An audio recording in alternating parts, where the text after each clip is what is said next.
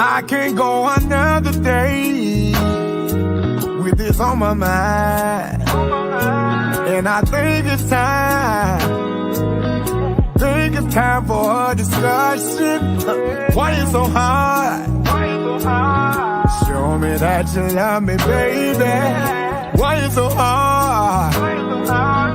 Show me that you care. So many days, so many nights, so many tears. I had to cry. Told me you love me. That was a lie. Loving you was a mistake. Loving you was a mistake. Loving you was a mistake. All right. That was Mr. Antonio Amardi. Loving You Was a Mistake, one of his hit singles that's charting billboards nowadays.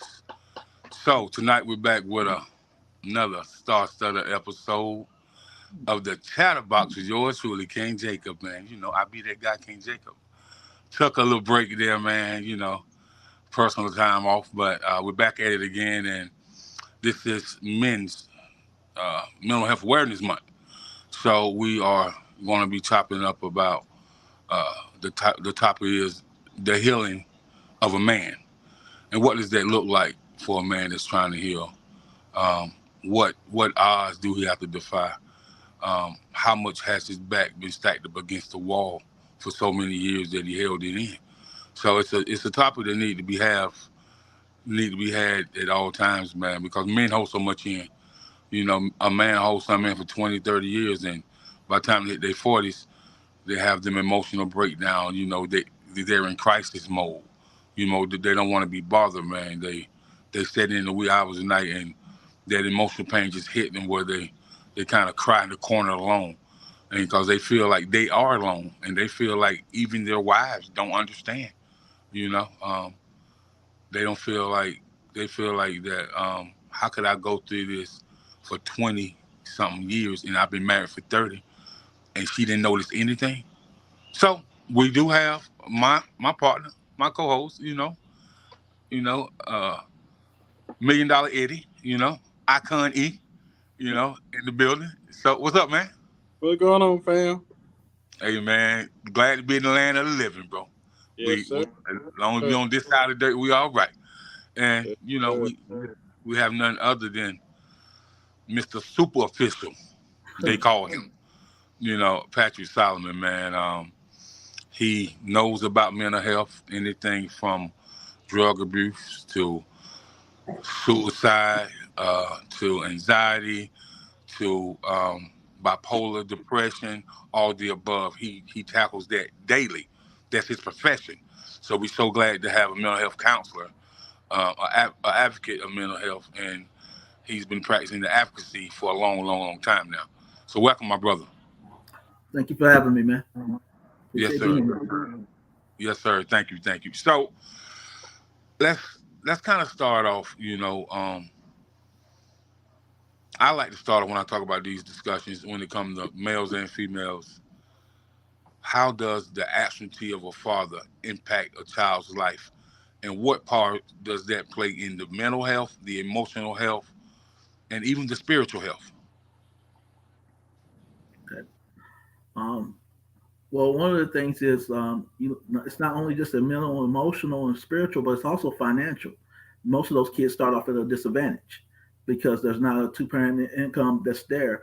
Unless they're blessed with a mother that's really wealthy or have a great career, they're going to start off economically behind, which is going to impact their abilities also mentally. And then, of course, you know, like you said, if there's no spiritual lead in the house, that impacts you as well.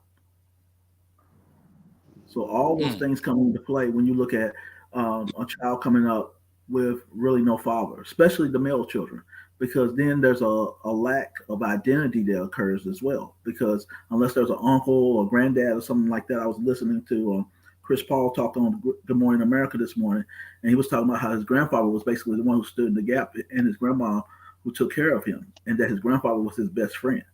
But if you don't have those things in place, that extended family where there's a male that can come in and kind of fill that role, those shoes of the father, it's a difficult time. Yeah, Okay. Okay. I So, would say it comes from basically I would say mentally it creates a level of resentment, hate, anger, and then at the end of the day, if a kid, especially if a young man has to become the man of the house too early, he makes a lot of bad decisions because Yeah. he's not learning from a older man. He's not learning from a father who's telling him right or wrong, and he's not seeing any examples. So he goes out and does what he sees people in the street do, or he just kind of makes it up as he goes along, and that end up creating a lot of bad decisions. You Yeah. know what I mean, or whatever. And then psychologically, when you go to school or you go around your friends that have fathers, it can be bad because you like, oh man, my friend over here hanging around his dad, and his dad is in the household, and you don't have a dad, you don't have nobody you can go to. I had to learn how to tie a tie. I didn't probably learn how to tie a tie until I was probably almost grown. You know what I mean? Those little things like that you miss out on, or whatever. So I think that's how it mess you up psychologically. You know.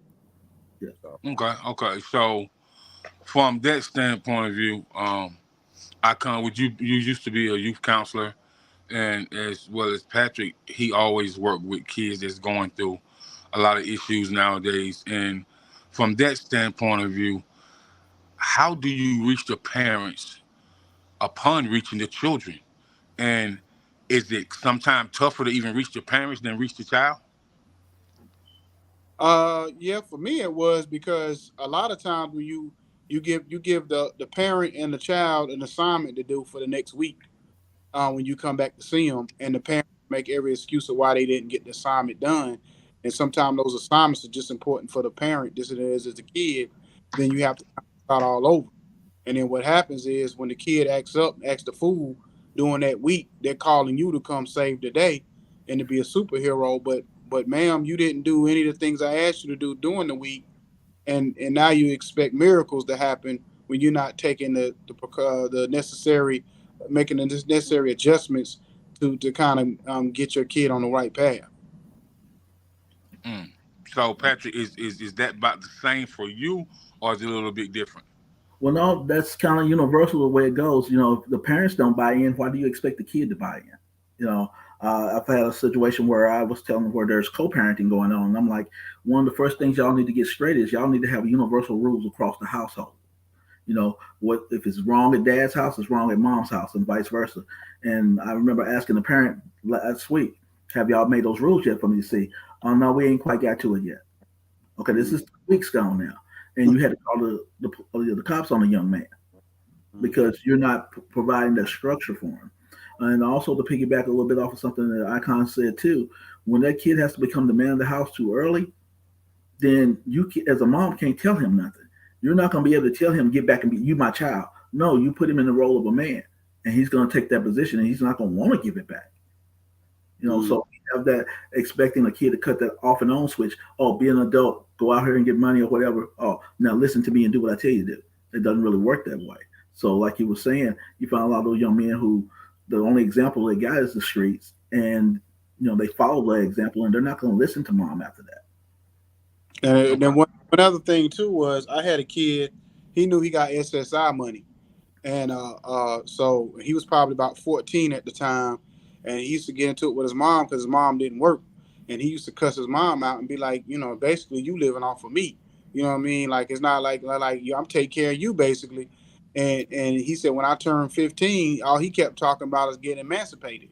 For those that don't know what emancipation means, means in certain states or whatever, at as early as 15 years old, you become a legal adult over yourself. Yeah, And Atlanta, I think in Georgia, I think it's 50. I think it was 15 at the time. This was like maybe 8, 9 years ago. I'm not sure if that's the same age, still the same age here in Georgia, but I know at the time it was 15. You can literally legalize yourself, or whatever if you want to. You know what I Mm. mean? The yeah. courts will allow it. So now let's talk about the laws, man. What can a 15-year-old possibly do for themselves? Um, I hear people say, "Well, I left when I was 16, been on my own since I was 16," and I just find that interesting to me because I know when I was 16,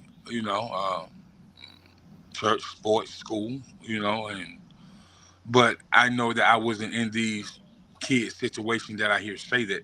I mean, of course, they are grown now, got families of their own, but they always say, "Man, I've been on my own since I was 16." I said, "So you and your parents fell out?" He was like, "Man, I just wasn't getting treated right, bro."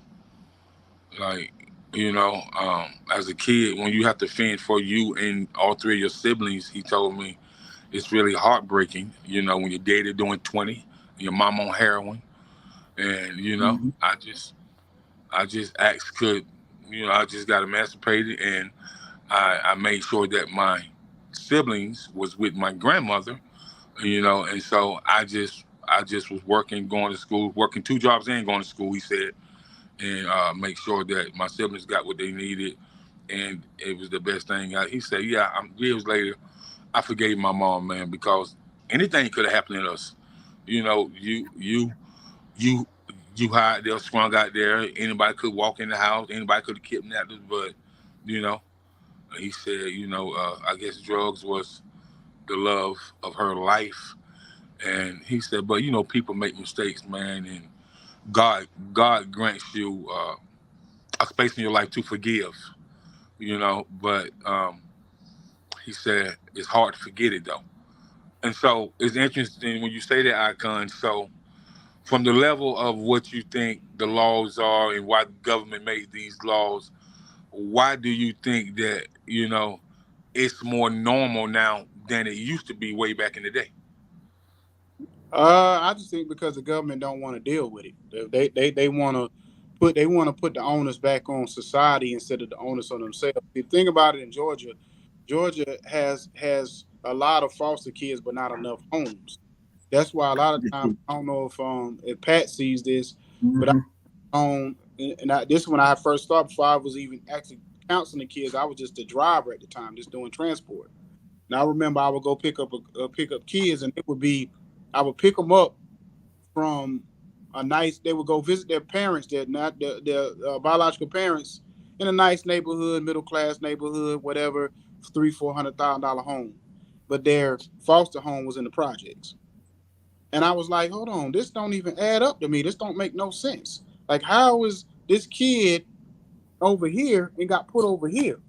You know what I mean? I had this one little girl, she got moved probably 4 or 5 times in probably a 30-day, 45-day period because she kept on getting beat up by the kids in her foster home and getting in trouble in school, and they kept moving her. And every week when I would go pick her up to go visit her mom, they would have her somewhere different.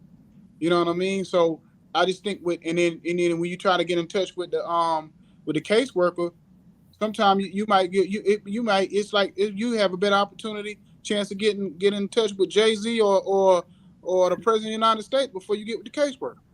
You know what I'm Lord saying? have mercy. I mean, I remember literally one time we literally had to go to the courthouse just to get with the caseworker because she wasn't answering her phone for like a 2 3 week period. And my supervisor, I kept telling her, I said, I can't get in touch with the caseworker. We had to literally go find it like we was bounty hunters, and had to go find it at the courthouse just to get with her. You know what I mean? So, you had to, it's just it's the system is just set up where they kind of threw these kids out for the wolves for them to kind of for themselves.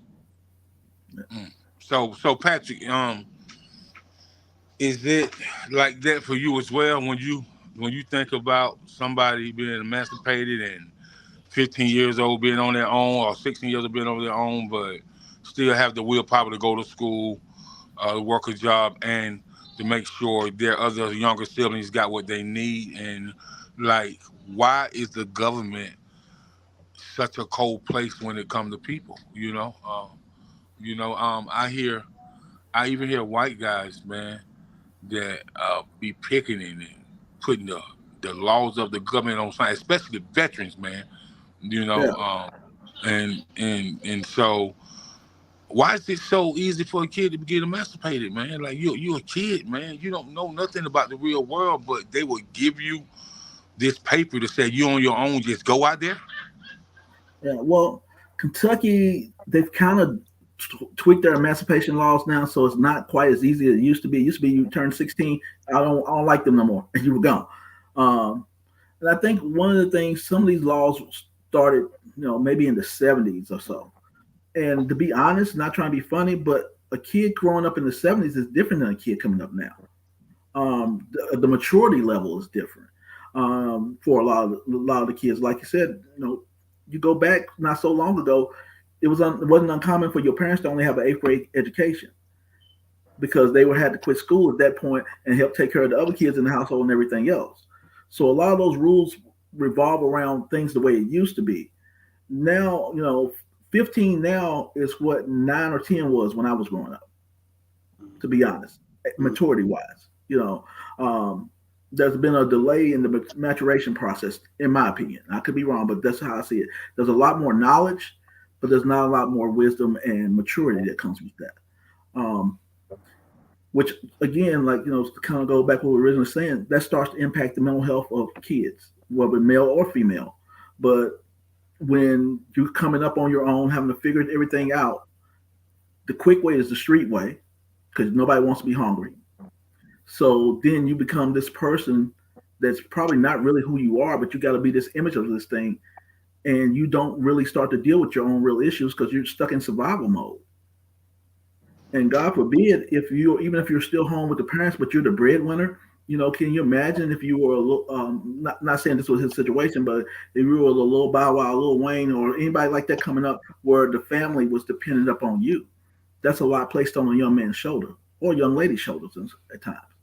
You know, um, I kind of also, and you mentioned Jacob also about the whole thing with the substance abuse. What people don't realize is like the two parts of the brain that most substances act on is the reward center of the brain, and also the prefrontal cortex where you make all your wisdom is, your decision making skills is. And substance abuse is a relationship. That drug of choice is a relationship, and it becomes the most important relationship in that user's life. I always tell people nobody plans on losing their car, their house, their wife, husband, or whatever their kids to a drug. But ultimately, it's a relationship, and I always call the drug an abusive lover because the abusive lover will make you feel bad if you're not with them, will control all your time, cut you off from your friends or anything that would tell you the right thing to do, take all your money, and if you're not careful, they'll kill you. And what G Money say? I now pronounce us man and wife. Yeah, Yeah, yeah. yeah, And, man. and so Patrick, even with the substance abuse, we used to think about substance abuse. We used to think about cocaine, crack, and heroin and stuff like that, man. But it's a real bad pill epidemic in the United States of America, man. Yeah. Listen, man, I was talking to somebody. A white guy told me, he said, "Man, listen, let me tell you something. I don't know how it is in the black community." He said, "Man, but these white people will kill and destroy for these pills. Oh For yeah. real, man." He said, "Man, like, you think crackheads in the 80s was bad?" He said, "For these pills, man." He said, "Man, it's something different, man." And so, man, when did we start facing a pill epidemic, man? Like, why did pills become so popular to abusing the brain cells, abusing the body? Can't function without them. Um, you know, like when did this become so popular? For me personally, I think it's when we start medicating everything. Yeah. Anytime there was a problem, anytime, I was one of those kids who couldn't sit still. I learned to have my foot on my desk and then be going because I was hyper. But I didn't have to necessarily help people. Now, I'm not saying there's not a situation where there's kids who are so far can't concentrate that they don't need medication. Don't hear me saying that. But it got to be to where any kid who fidgeted a little bit, oh, we need to give them a pill, whatever. So when we've taught 2 or 3 generations now, solve your problems with a pill. So what do they do when they get old enough? They don't want your pill anymore. They want the pill they want. Mm-hmm. That's going to make them feel some type of way. But we kind of recruited them and trained them in this. I mean, the funny thing is, like the eastern part of my state, Eastern Kentucky, as far as the opioid crisis, is one of the biggest opioid users in the country. Now, we talking the rivals, Chicago, LA, Miami, Eastern Kentucky is right up in there. You throw on top of that, I'm not sure if it's hit your area yet, but pretty much throughout the South anyway, methamphetamines, Oh meth, yeah, crystal, it's and it's when it's, really, it's bad down in yeah, South Carolina, bro. Horrible. yeah, My same thing. my brother working in Lexington, South Carolina, the Lexington County Sheriff Office. The things he tell me about that meth, the meth users, the Oh yeah, labs, and things, man. He says it's ridiculous, man. And oh yeah. and You gotta and, be and careful when you walk because they got the mobile and the shake labs where they put it in a bottle and shake it up and leave it out there. right, Like they'll people go to work, they work in the factory, they come out on their break, they shake it up, put it back down there, come back on their next break, shake it up again. So by the time they go home, they got something made. Well, you know where meth really originated from, which is crazy. Meth really originated in the United States, or really started in the United States Mm-hmm. out west, like in them small towns, like in Iowa and way out there in Wisconsin, and them small little towns out there. That's where it really started from, and it wasn't just like people, like average people. It was doctors and lawyers and people of high basically good great job that Oh was yeah, in. And I'll say this: anytime you see a law made for a drug, that automatically, and I hate to say this, but you automatically know that white people dying from it. If they yeah, make a law, put a yeah. law in place that's going to put a drug dealer behind bars for a long period of time or whatever, then you already know it's a drug that's killing the white community and whatever.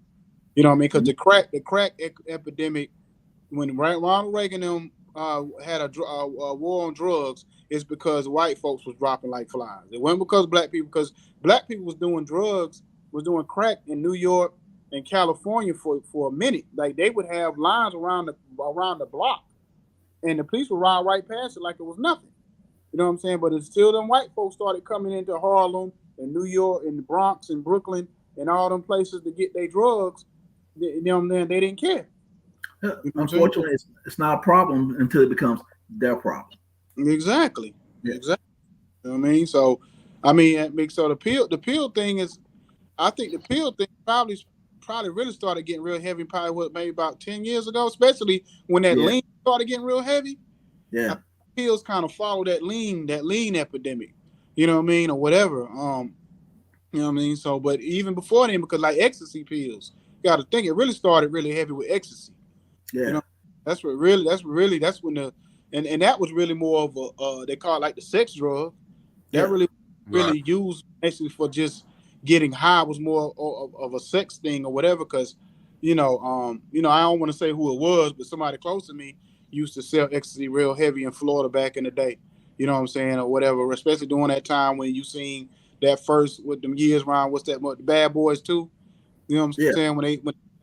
They started. That's around the time when it was real heavy back then. You know what I'm saying, down in Florida. So And they would have Yeah. parties where they So would take the and mix it with Adderall and stuff. So because like if you're not hyper, Adderall will speed you up. It's a Mhm. stimulant.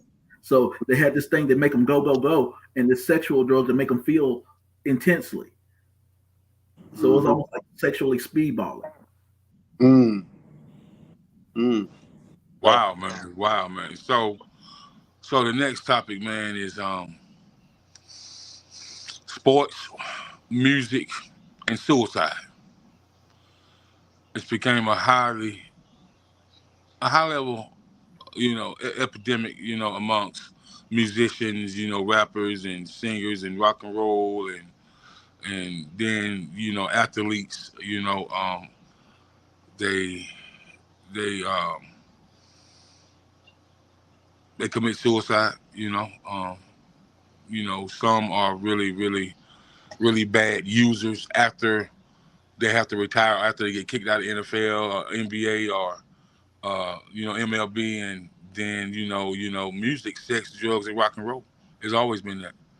It's one of the greatest singers we ever heard. A fella by the name of David Ruffin. Yeah, Listen, man, David Ruffin like to get high. I had a fella that used to do security when I lived in D.C., and he told me Michael McDonald of the Doobie Brothers. Listen, man, time he get off the plane, he want to know where that. And Mhm. so and so and was a phenomenal singer. Had a very long career, 30, 40 year career. But he just they just did what they did, man. So when it comes to that suicide, we just gonna take the average Joe, because there's a lot of people that they smile every day, they go to work every day, but then you hear something across the airwaves or some across the community that such and such committed suicide, and you like, how? Well, I just talked to him last Wednesday, man. We just shot some pool and drunk a beer together, man, and we were smiling, cracking jokes, man. He said had to coach his son baseball game, on that Saturday morning. So, he couldn't come out to eat breakfast with us because he gonna be coaching the Little League baseball game. And a week later, man, you get news that he committed suicide. So, are there any signs of suicide, man, or Patrick, from your expertise, man, on people who even have suicidal thoughts or contemplating on suicide? Or some people that you maybe had no idea that they was going through what they're going through, man. So why is suicide became a high level amongst men, not just black men, but just men all over the globe? Well, all right. One of the things you got to look at with suicide is, in general, women attempt more. Men succeed more at it, mainly because we usually are the ones who take a more deadly approach to it. We put the gun in our mouth, gun to our head, or whatever. You know, um, we feel like, oh, I failed in life. I lost all my money. Like the dancer from the Ellen Show, lost all my money, or my relationship is breaking up. All these things are going wrong in my life, and like you said, we try to suck it up and walk around with a smile on our face and, oh, nothing's going wrong, but all these problems are mounting, and they're like, okay, this is the one thing I can do right, because you get the misconception that not only are you letting yourself down, but you're letting down everybody else around you. And no one really cares, because again, no one's coming and saying, brother, how you feeling? Icon, how you doing today? Because we're taught we're not supposed to do that. And if I do ask him, he's going to say, I'm good, man, because that's what we're taught to do. When we talked on the last show I did with you guys, I was talking about men are only allowed really two emotions in our society. We can be happy or we can be angry. We don't know what it means to be melancholy or some of the other ranges of emotion that females have. It's not that they don't exist in us. We're not allowed to express those things. So when a man finally gets to a point where he feels like he can't take it no more, a lot of times he takes the most lethal exit out. Far as signs that you can look for is like, change in, is this person isolating more? Do you see a loss of interest in things that that person used to like to do? Maybe, man, you want to go barbecue or something? Like, oh, man, I really don't do that no more, and stuff like that. Sometimes people will talk to you a lot. They're like, man, sometimes I wonder what it's like just not to be here. I don't see, when they start talking about, I don't see a way out. Like you said, you may not see them cry, but they've been shaken up emotionally. And actually, some of the most scariest times is when you have a person who's been like that, then all of a sudden they all smiles and happy. Everybody like, they got past the point. No, that ain't always the case. Sometimes what the case is they decided that they're going to go ahead and kill themselves. They've set a date and how they're going to do it and everything else, and they're feeling the relief from it. So they look happy, and then bam, it happens. Oh wow. So I come for you, man. I know you pay attention to a lot of stuff, man, but these numbers have went up tremendously in the last 20 years when it comes to males. Males of all different races, man. You know, even even some of the business owners, like the dude that owned all the Golden Corrals. When I lived in South Florida, I used to work with a guy that worked for him for years, like alongside him. And he said the dude lost about $400 million when the real estate market crashed. And even though he had all these golden corrals, but by that time the economy started breaking, so a lot of them had to shut down. And so, and right now it's only a few left. I mean, I think his kids own the company, man. But he said, man, this guy probably still had about 50, 60 million in the bank, but he lost about 400 to 600 million. You know what I mean? And he said, man, they get a call from the BP. He said that he was coming into town, that he wanted to meet with everybody, and he was meeting with all the Golden Corrals and having all the staff, to come to the conference room or whatever, you may have. And and he went all around the country, flew all around the country, and broke the news to everybody. Came to them personally, talked to them because they said this was a guy that went to all these restaurants, Christmas bonuses, all type of stuff, man, and you know, the college kids that there, man, he had a college bonus for them where he getting them a couple $1,000 if they're going off to college and stuff like that. So, a lot of people hurt behind it. You know what I mean? And so for you to, I understand losing 400 to 600 million, but you still got 50 million in the bank. Yeah, but So to them, people like that status, 50 million, I'm thinking that must be pennies. You know what I mean? well, if you have 100 million worth of debt, that 50 million still means that you're behind. It's a lot to the average Joe who don't have the access to that kind of money. But like you said, if you talk about a person who has 400 million, most people were going to live somewhere close to their income status. You know what I mean? And have things. And if all this is crumbling around you, if you go back even to 1920 during the Great Depression, there was a lot of suicide because people were financially ruined. I remember Mike Tyson, I think it was when he went bankrupt. He was saying, "I'm poor, but I'm not poor to the average man's standard. But for me, I'm poor because of the things that he had accumulated before. And then all of a sudden, you lose this money and you have to declare bankruptcy and you lose those things." And Yeah, if because all you're your, talking about somebody that was getting paid $45 million a fight. yeah. So if all your worth is in the things that you have or things that you accumulated, again, it's a personal slight. When you lose all of it, it says that I'm not worth anything. And what the gentleman you described seemed like he did a goodbye tour. Well, Sometimes you do that. Well, I think the biggest thing. I'm glad you brought up Mike Tyson, and I was gonna say too. It was a guy down here. I can't remember the name of the Jamaican spot, but it's a Jamaican spot. It's like a franchise Jamaican spot down here in Atlanta. They might have them in other places too. The owner, Are, the are owner, you are you talking about Gold Crust? yeah, the owner killed himself. Um, I think a couple of years ago, right. I think right in during the pandemic or right before, I think he killed himself a couple of years ago, or whatever. But I'll say this about Mike and others like him, and I think it was I want to say singer Mario was one of the singers. They was talking about how they got rich and had all this money, and basically they realized they wasn't happy. And Mike Tyson, he'll tell you that on several occasions in interviews and stuff that he got all this money, but money wasn't making him happy. That's why Mike would always give his money away. You know what I'm saying? He gave a car to Fat Joe. He gave Mhm. a car to John Sally. Just gave him cars. I'm talking about Maybachs and high priced cars and stuff or whatever, all kind of money away because that wasn't making him happy. And I think a lot of times when you have a lot of success and then you fail, like a Golden Corral guy, like some of these people, I think that failure is unacceptable to that person when they used to always winning. You know what I'm saying, or whatever. Like I just give you an example. He didn't commit suicide, but if you look at LeBron back when he played against Dallas in the finals that year, and they said he had a mental breakdown because he wasn't used to. He was winning ever since he was 13. And there's one moment when he was supposed to win and he didn't. It was a lot on him because he never took a L like that. So Yeah.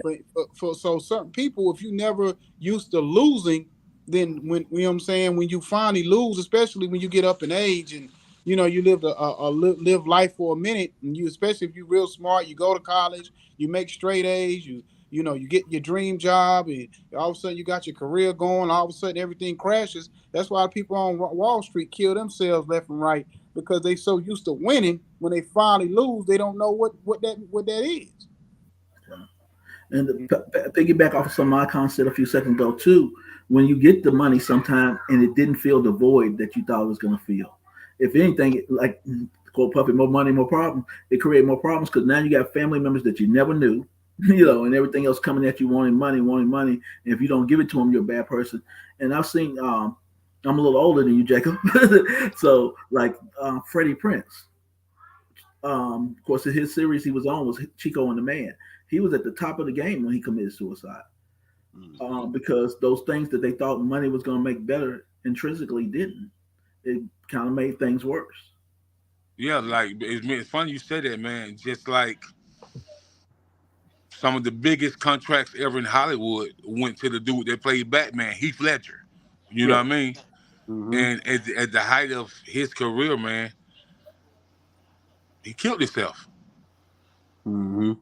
You know, so it's like just like Robin Williams. Well, yeah, well, I think the same. You know, I hear his son talk about this on interviews, man. He said, man, me, my mom, my grandmama, aunts, uncles, we never detected that dad was so miserable inside, man. Mm-hmm. He said people wasn't laughing with him, they was laughing at him.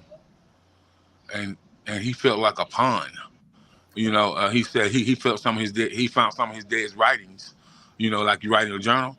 He Mm-hmm. said, man, he said his dad said he never felt love in Hollywood.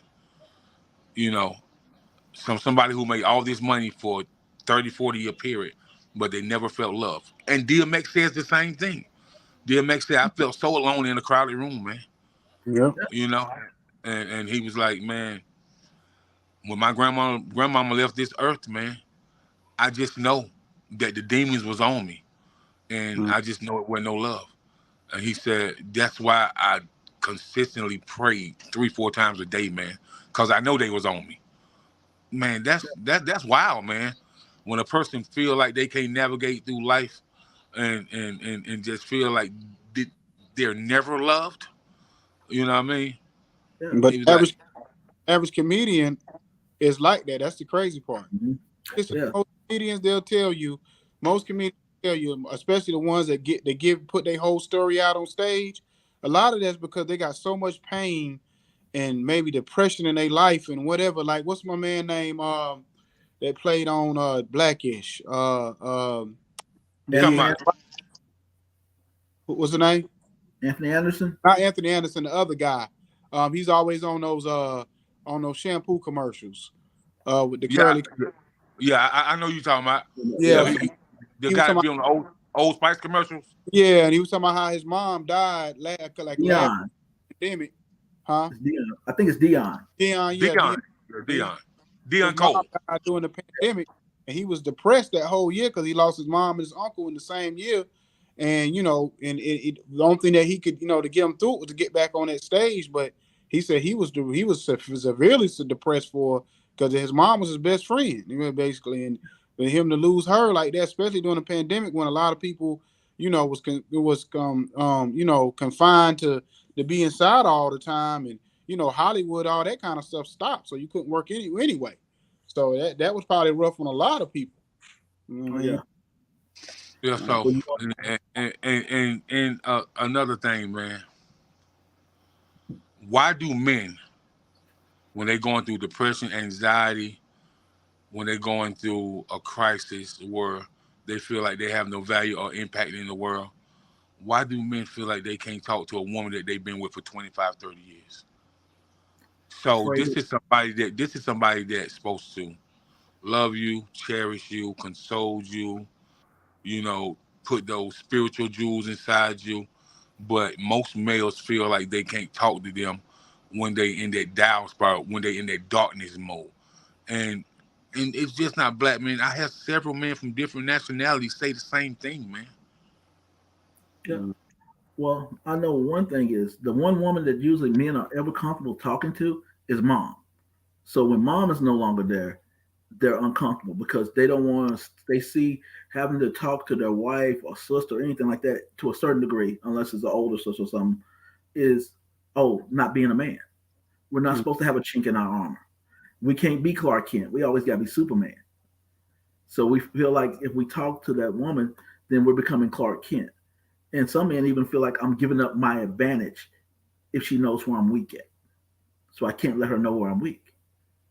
Even though she would be probably your greatest cheerleader, but you won't let her in that part of your life. I'm going to say this too. I'm going to say this, and this is specifically to any woman that's out there that does this, or just women, just listen to what I'm telling y'all. When a man tells you something, he's being vulnerable with you about whatever going on in his life or things that happened in the past. Later on, when y'all get into an argument, don't throw that in his face. That's another reason why I won't give up the goods, because he afraid that you're going to use that one thing in an argument just to win an argument. You know what I mean? They will. Exactly. Vulnerability becomes kryptonite. That's not the time that you do that in. You know what I'm saying? You don't bring up stuff that he told you in confidentiality to win an argument. You know what I mean? At no time doing a relationship. If you respect your man, and that's the thing, you gotta be you and your spouse or you and your girl, for y'all to really have a relationship, y'all gotta be best friends. Y'all got to be to the point where I can tell you anything, like you, my pastor in a Catholic church, where I can go in confession and tell you anything, and I don't have to worry about it ever coming back in my face, or you telling your friends or your mama or your sisters or your cousins about, you know what I'm saying, something I told you behind closed doors. Yeah. Mm-hmm. Yeah, it's deep, man. Cause I hear a lot of men say that, man. I hear them say, "I want to open up to it all the way, but I can't, man. I just can't because the only one I can tell this is my mama. She ain't no longer here. Yeah. You Mm-hmm. know, like And the last thing I want to talk about of where man face trauma at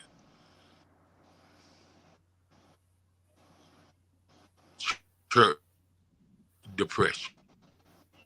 Okay. Kind of froze up there for a minute, Jacob. Froze up. You said church depression. Yes, sir. Yes, sir. And the reason why I say that, because the church can be very judgmental. Um, Mm-hmm. you can go to the pastor in confidence, and sometimes, man, the pastor may tell, the deacon, uh, he might pillow talk with his wife, and she may tell, the director missionary, and your business is out there in the church, and people sniggling and grinning in your face, but talking about you like a dog inside the church. And that puts a damper on your spiritual growth. And so that's a whole type of when you spiritually depressed, that's a whole different type of level. Mm-hmm. Mm-hmm. Definitely. Yeah, yeah. Because I used to go to a church that was like that. Basically, was almost like a cult, and it got so bad that everybody seen it was a cult, but me and my family. But everybody else seen it was a cult, and we were so locked in and listening and kind of fell on every word the pastor said. And she would literally chastise us in front of the congregation, or just everybody in general, everybody, all the members, as if we was little kids. So anything that you're going through personal in your home or behind closed doors, the whole church would know about it. And she felt like, I basically, talks about being rebuked in public. You know what I mean? If you do something behind closed doors, you get rebuked in public. And it's like, nah, that's not. Y'all think you kind of using it the wrong way. You know what I Mm-hmm. mean? Whatever. So, and especially when it's something that nobody else knows but me and my family going through, that ain't mean for you to put air all our dirty laundry out for the world to know. You know what I mean? Right. And church hurt is church hurt is different because it changes you. It changes you spiritually. When you go through church hurt, it changes you spiritually. And when you broken spiritually, it takes a long time to come back from that, because it breaks your trust in people. It breaks your even your bond that you may have with God. You know what I mean? So you got to learn how to trust God all over again, because you like with God, you feel like God sent you there, and then and now you lose your trust in God. So you lose your trust in God, people, and yourself all at one time. Yeah. And then sometimes your whatever you told that pastor becomes the subject of the next sermon, Mhm. ironically. you know and some people might not know what he's talking about, but he's putting you out there, or she's putting you out there on the slide, on the low. So you Icon was saying, you learn that I can't trust anybody, because if I can't trust this man or woman of God, who can I trust? And if they represent the God for me, the connection to God for me, then that really messes up things. Right. That's Right. why I give a ear to a person who says, "Don't listen to me, listen to God first," because man is fallible. It's gonna mess up. That preacher, don't I see a lot of situations where I see, like, from a Christianity point of view, when Jesus died on the cross, the veil of the temple was rent in two. The separation from man and God was gone from to the most holy. And I've seen a lot of people rebuild this temple system in these last several years, to where, I heard one preacher say, who gonna be there if you ain't a member of the church? Who's gonna be there to preach your funeral? If you're dead, it don't matter. It no longer matters who's gonna be there. So yeah, when you hurt somebody spiritually, that's hard to recover from, because then they start chasing every other kind of spirit, because this over here that's supposed to be right treating me just as bad as the abusive mom or the abusive dad or anybody else in my life that's treating me right. So God, like I come say, God can't even love me. He must not love me to let that happen to me. So I gotta go find something else. So I turn to the drugs more. I try to overindulge in sex more. I might try different cults or anything else, because Mm-hmm. of that spiritual injury that I should never sustain in a place that's supposed to be really spiritual and connected to God. Mm-hmm. Yep. That's right. That's right. That's right. Well, fellas, we about here. This threshold out of time. So, man, I want to thank y'all for coming on, man, for another educational, another way we can grow awareness amongst men, especially amongst black men in the community, because when anybody say, man, it's a lot of children walking around hurting. It's a Yeah. lot of mothers walking around hurting, and it's a lot of fathers that's hurting. And so we need to have more like-minded conversations, just like this one we just had tonight. So, Hey, any brother. announcements y'all want to make before y'all? What you say? I said, welcome back. What you say? I appreciate it. Appreciate it. Appreciate it. So, is there any type of announcements that you guys want to make? There's anything you have coming up? For me, it's not necessarily an announcement or anything, but when we was talking about suicide, I want to throw this out here real quick. One group that got overlooked really bad, and the statistics showed you, was the soldiers that were returning home from deployments. The suicide rate among military men and women was out of the roof for a while. Because they were brought back home. I mean, now you have like the Wounded Warrior program and a couple things, but they were coming back home with no support and expected to adapt to a regular life after the things they've been through. And some of these people, for the first time in history, they're being deployed 5, 6 times. I know my brother-in-law was deployed at least 6 times. So the Wow. soldiers go through a lot of trauma, and we've gotten better at treating that. There's been programs developed and stuff, but for a long time, it wasn't that way, and there was a real high suicide rate among soldiers. Mm-hmm. Just kind Well, of throwing that Yeah. out there. Yeah, Yeah, yeah. because it's 64,000 homeless veterans to this Yeah. day. So mm, so that just really says a lot about how people put their life on the line for their country, and their country throw them away after they done went through mental issues, after they done lost fingers, leg got amputated, they done been shot where they can't walk anymore, that they got to be in a wheelchair for the rest of their life. So Yeah. our country as a whole need to do better when it comes to these military veterans, man. For real, Mm, for real. Yeah. yep. So, Yep. how come you got any announcements, man? Nah, man. All I can say is July 1st, we're gonna be in Saluda. And July 23rd, we're gonna be in Bessemer, Alabama. 95 South podcast gonna be out there for the Alabama Awards. So, you know what I mean? Just stay tuned for that. And then me and my man Jacob, man, he rocking, I'm rolling, and we just gonna keep going.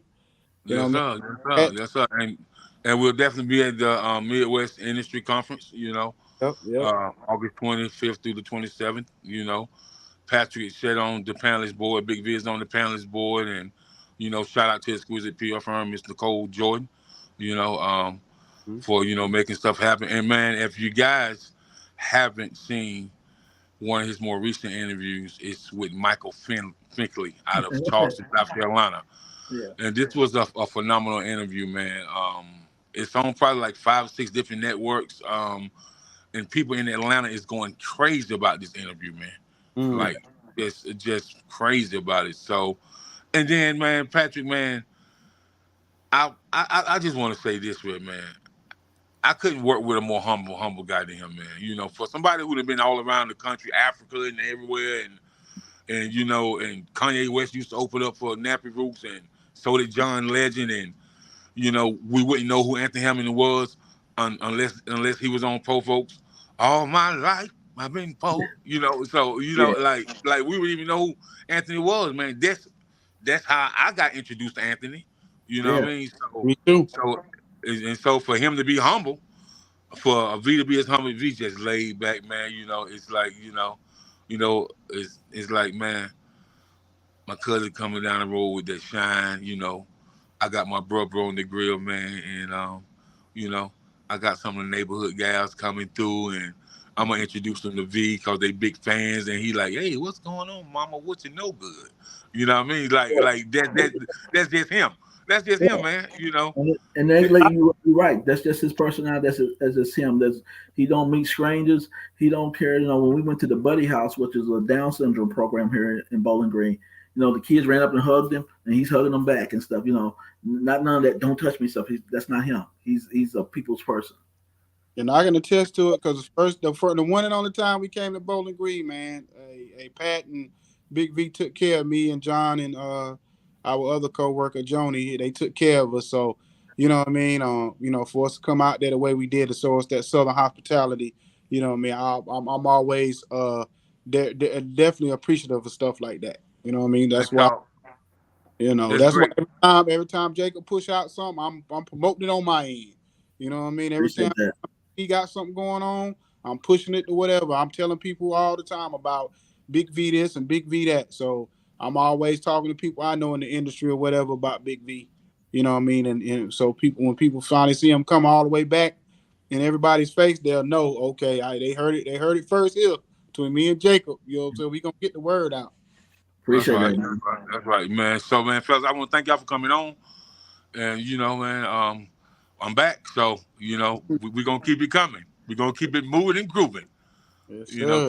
King Jacob, your baby mama's favorite radio host. Yes, sir. All right, peace fellas. All right, man.